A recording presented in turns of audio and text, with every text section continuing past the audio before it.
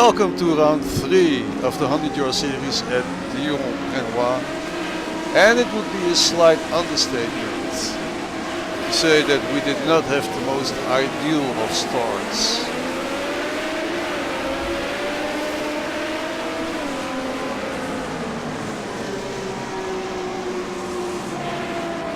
We're on board with Dan Hook in number 16. You can see it all unveil right before his eyes. Yuri Gijssen gets 3 cars high.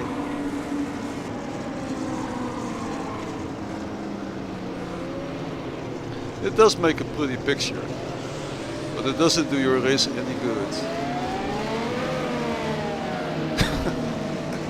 I'm sorry, but I have to laugh. This is all going crazy in a heartbeat. Well, no one was killed. That's the only fortunate thing about it. And we're back on the way. Well, I laugh, but actually it's sad because a lot of drivers practice for this, and to see it all literally go up in smoke within a few seconds is quite disappointing. Now let's have a look at what instigated the crash. Bas Zwartenbol has a blistering start off the line and he overtakes Michael Mazurek's car. But he's not fully clear of it. He didn't pass him completely. And now probably thinking he has passed him already, moves ever so slightly over to the left side and the wheels tangle up with each other. And they both crash.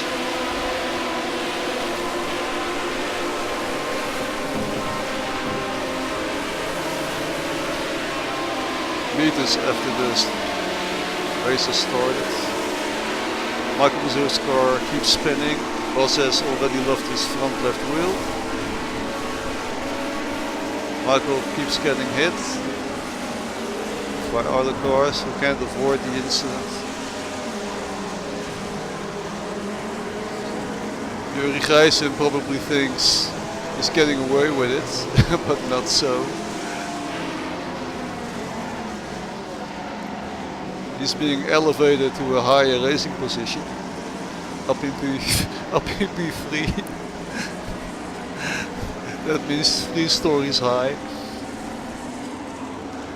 And half the field is wiped out on the spot.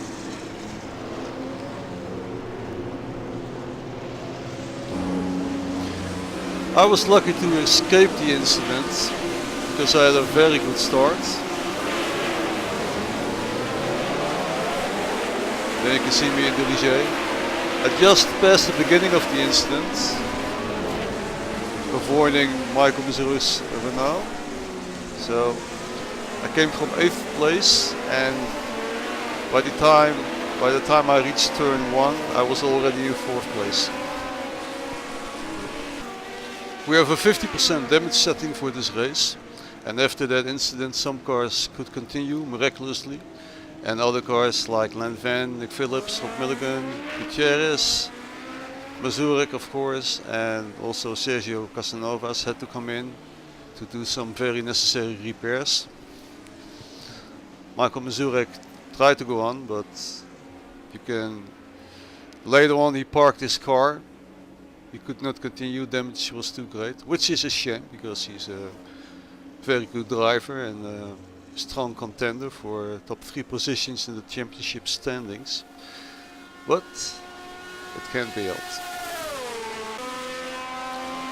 So beginning lap 4, and after the dust has settled, let's see where everybody is.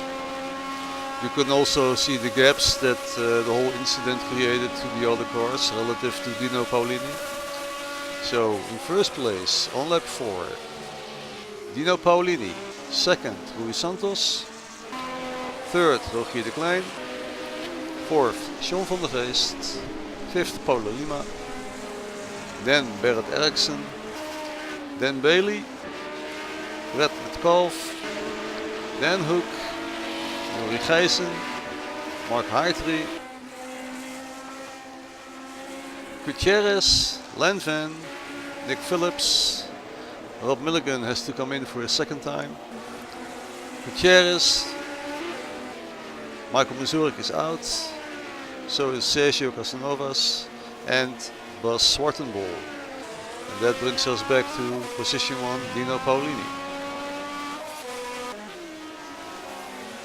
Jori Gijssen in the Shadows car, driven in 1979 by Jan Lammes, also Dutch driver, worked his way back up to 10th place and is now attacking Dan Hook, challenging him for 9th. He does a remarkable pass on him, on a very unlikely overtaking position. Good job.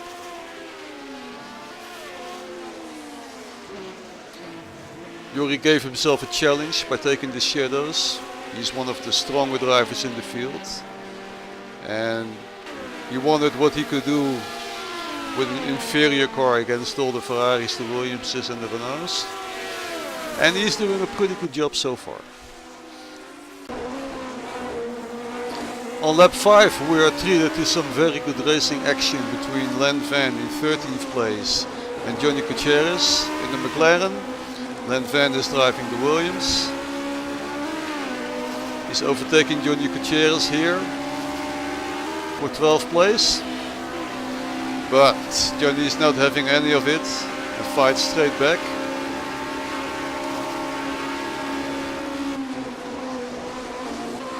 Attacking the inside of the corner. Len Van gives him room. And briefly Len Van was in 12th place, but Johnny Gutierrez he took the place right back. Some very good racing action. Berit Eriksson luckily avoided all the drama at the start and is now running in 6th place in the Ligier. He has a little moment there, but holds it on the black stuff. He's following Paulo Lima in 5th place and me in 4th place. He's very close behind and will take any mistakes that we make as an opportunity to pass us right away. Very strong contester for 4th place.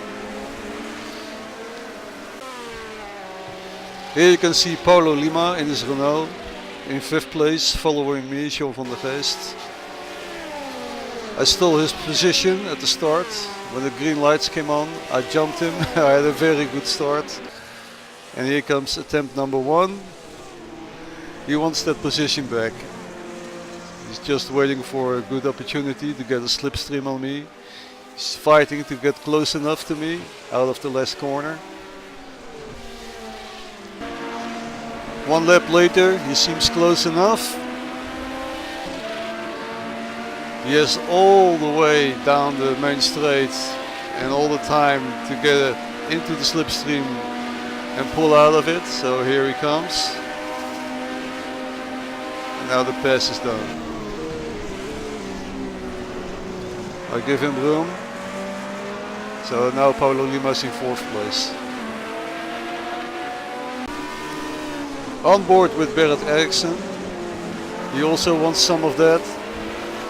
He's attacking me now to get 5th place.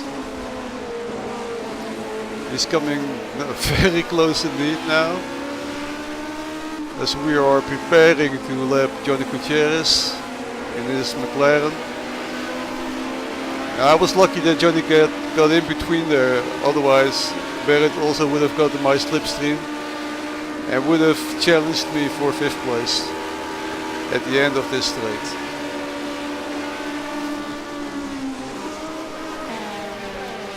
On lap 12 we were getting closer and closer to Rogier de Klein, running in the Alfa Romeo. He had some very strong opening laps, but now he has some sort of issue. I think it has to do with tire degradation. We were creeping up on him, attacking him for 3rd place. And it would not be long before he would come under attack by Paulo Lima.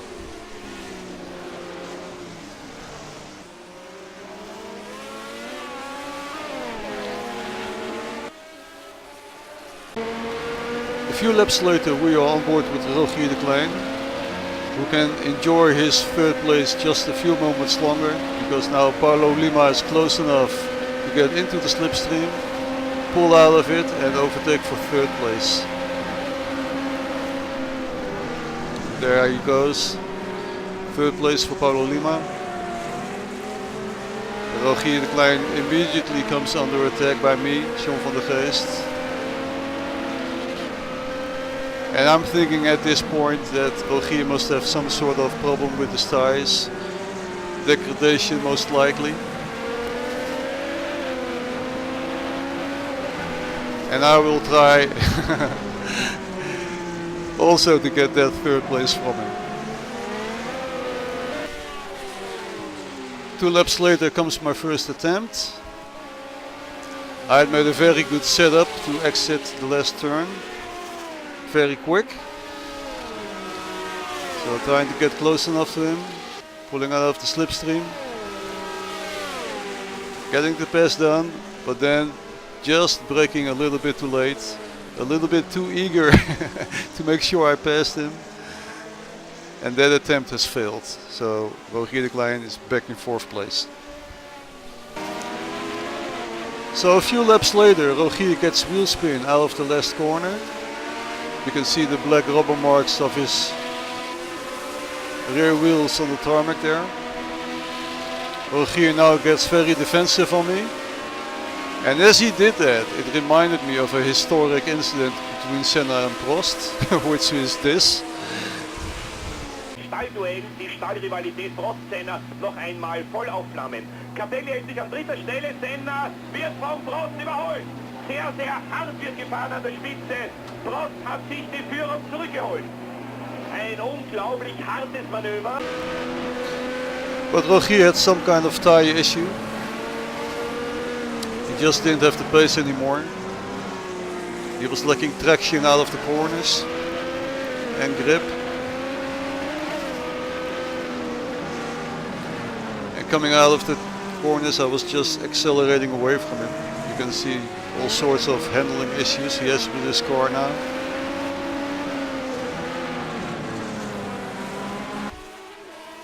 On lap 20 we can see Brad Metcalfe fighting Darian Bailey for 7th place.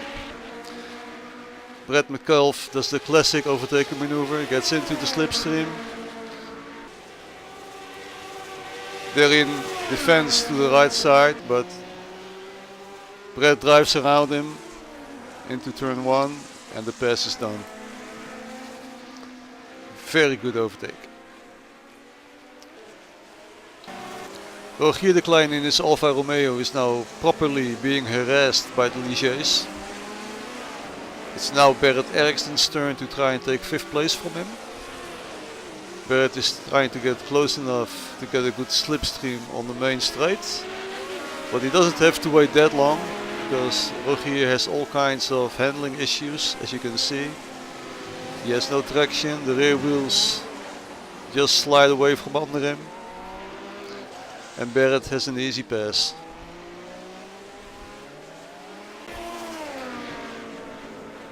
Dino Paolini is making a pit stop. He was probably running the softer tires. And Rui Santos is in 2nd place. And that is the gap.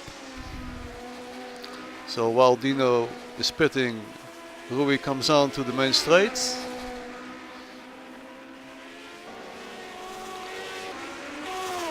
As Dino is preparing to get underway again. Rui passes him. Rui would later also make a pit stop, probably also on the softer tires. And when Rui pitted, Dino would overtake him back for 1st place again. Len Van and Johnny Gutierrez are still close together. Len Van is in 13th place. And after being passed by Johnny Gutierrez, he is now fighting to get that place back from him. As he does, Johnny makes a little mistake and Len Van goes through without a problem. Here we can see Yuri Gijssen in 8th place experimenting with different driving styles. Well, anyway, to get around the corner fast is good enough. On lap 41, Paulo Lima has a 6-second gap on me. And as he tries to lap Johnny Gutierrez, they have a misunderstanding and collide. So that 6 seconds quickly evaporates to only 1.5 seconds. Luckily Paulo could keep going without losing, for him lucky, without losing position. But this is how I saw the incident. So first I see a column of smoke up in the distance, and then I'm thinking, where can I go, where can I go, where can I go? But I luckily go through safe, and now you can see Paulo Lima up ahead, only 1.5 seconds away from me. So now I'm thinking, well, it's on. We're back in the fight. I'm gonna do my very best to get close enough to him to overtake. But he would hold that gap that you see now until the finish line, which was not so far away anymore. And he did a splendid job of retaining 4th place.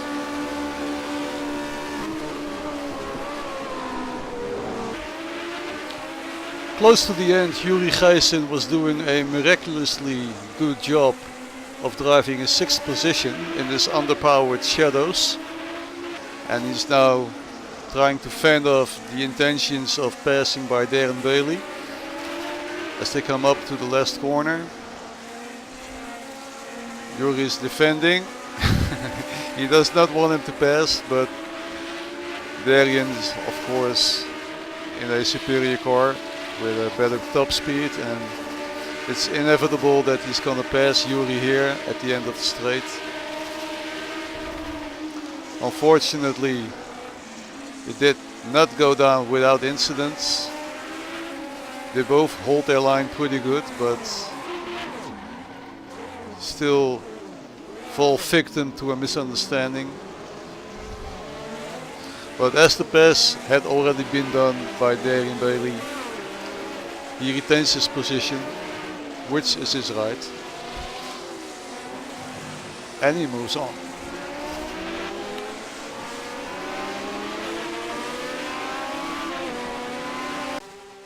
So when the flag drops, the bullshit stops, and there we have Dino Paolini in 1st place. Won the race at Dijon. Very good job. Very dominating and commanding race victory. Well done. In 2nd place we have Rui Santos in the Williams, driving to a 2nd place. Outstanding 2nd place. Impeccable drive. Very strong. Well deserved. Good job. And coming over the finish line in 3rd place, Paulo Lima. Closely followed by me, Sean van der Geest. I was fighting him all race long, but he did a splendid job. He had the speed, he had the talent, and he got 3rd place. Well done.